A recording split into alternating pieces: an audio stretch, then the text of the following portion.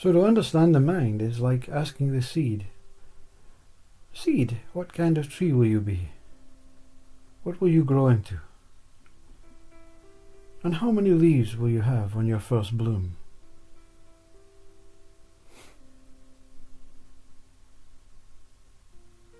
The mind is an ongoing colossal experience of change, with no futuristic knower, no mind able to plan or control, or prevent or alleviate or cure a situation, or improve or create something more than what mind this seed will grow into. Because we think we are this mind, then we think as this mind we hope, or we just convince ourselves that it's our job to push on and struggle. That's the mind's job, push on, struggle. Get ourselves out of situations that actually never took place in the way mind perceives it or perceived it to arise as. We know that after the event it could have been prevented, or it may not have been prevented, or it may have been escalated.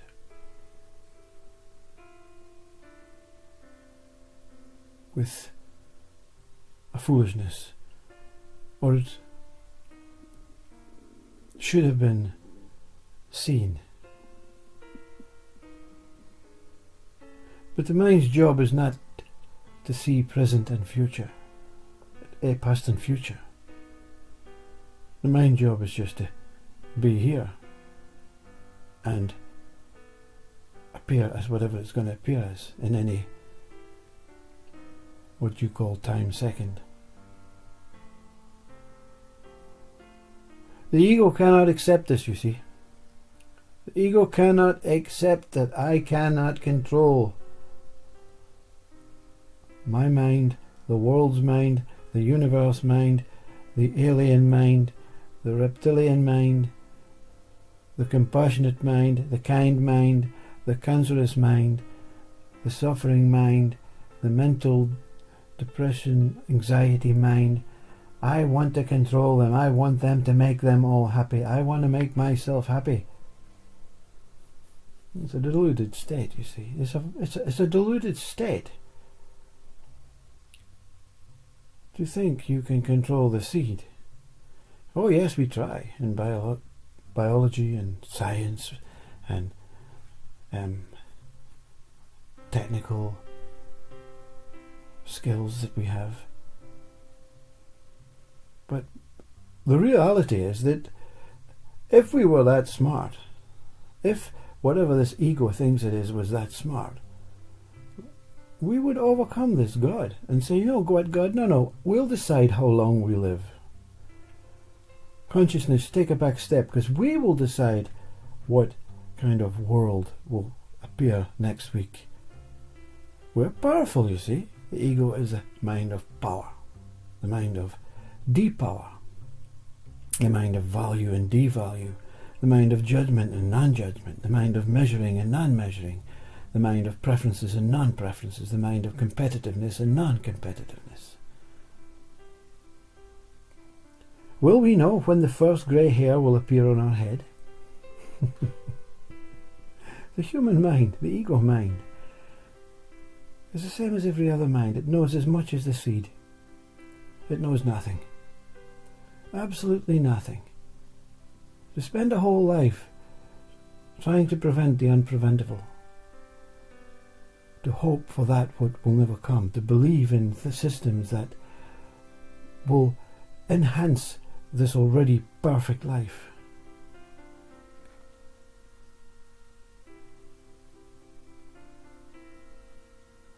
You have to let go of this mind that thinks it can change. Change is taking place in so many ways. And never, ever has an outcome been reached, yeah? Oh, we say death, that's the outcome. But we don't know about death. You don't know anything about death. You don't know anything about your death or anyone who died before. You just see a still life body that changes its colour, changes its quality. It's thrown on a fire and changes into flames, or buried under the ground and changes into earth and ashes and bones and feeds the worms. So even death is an absolute assumption, a guesswork. Even this body that we've given a name to is just a name. It's a named identity to try and make my body feel worthwhile. But it's not the body. The body never feels worthwhile. The body's doing its job. It serves its purpose. It sees itself out. It's the mind that wants to make itself worthwhile. That seeking, leeching, wanting, needing, desiring mind to try and improve and create and build and be powerful and separate and divide and then bring together again. You see, the ego is not just the alien one, the bad one, the reptilian one, the greedy one, the powerful one. Power comes in many aspects. Power comes in, I want to help the world, I want to be famous, I want to be the next Mahatma Gandhi, I want to be whatever it is, these wonderful people who are natural, are naturally here. They naturally evolve. They didn't make a plan. But of course sometimes the mind will allow the ego to think, yeah, let's test it, let's see, let's give it some rope to hang itself. You know, yeah, go. And then you find some superior one day. Wow, he saved so many people. She saved so many people. She's great. She's a hero, a superhero. She's wonderful. This is a Wikipedia one. And then it sucks away the life from that and moves on to what it really is. It takes the rope away and says, no, you've had enough. The pure mind is natural growth, natural change. It's not dominating. It's not, I'm making it sound as if the pure mind has control, but it is no control. It just moves around. It has no concerns. There's no special treatment for anything. There's just a movement, an essential sensation that it feels that it's living as through a consciousness, into a seed, into form, into a tree that forms many branches every year, many leaves, many colours, many different aspects, many wonderful and bleak days of its life. The problem is with human mind, we cannot accept bleak, we cannot accept misery, we cannot accept suffering, because we have differentiated by giving it a name. You think the animal that has food every day is content every day of its life? You think it doesn't like the rain? It doesn't choose to like or dislike. You see, the choice to choose and dislike is your choice. It's the ego's choice to choose and dislike. It's the ego's choice to separate. It's the ego's choice to live through these opposites that have been created by this corrupt mind. Christ himself says, once one merges all states, one man and woman become one. Meaning, not a man and a woman, one person, or one self, or one soul, realizes, I'm not a man, I'm not a woman either, I'm just an experience, I'm an act, I'm just moving. I'm an essential fragrance for this consciousness and this earth to be grateful for.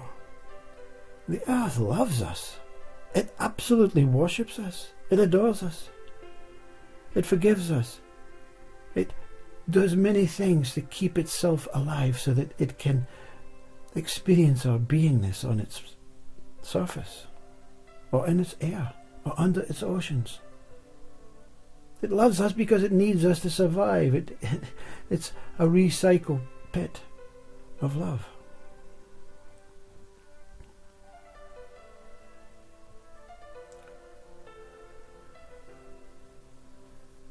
But So what is it that drives this need to understand fully this life? Why do we have to understand? Why does the ego have to understand what's going on? Has to have some knowledge and intelligence and participate in the states of inspiration and delusion and non-inspiration and kindness and non-kindness and giving and taking and pain and pleasure. What is it that we have to understand about life?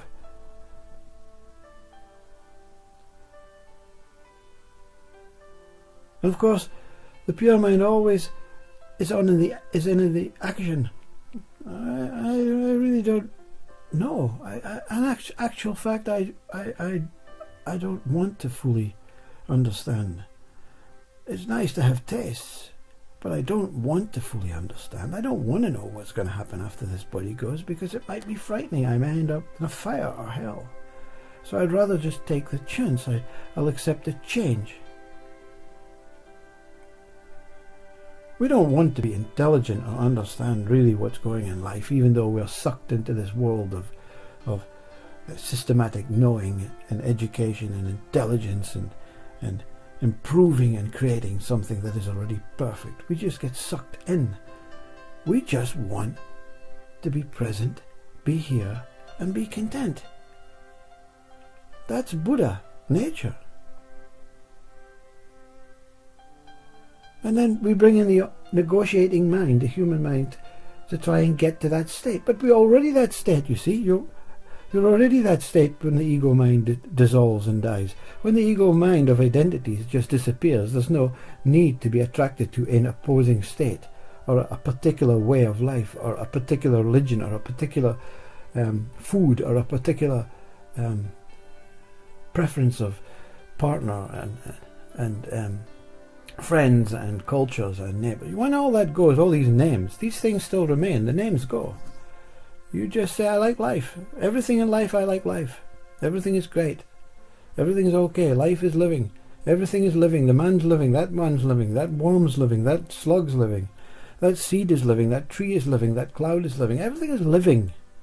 Beautifully, perfectly, organically.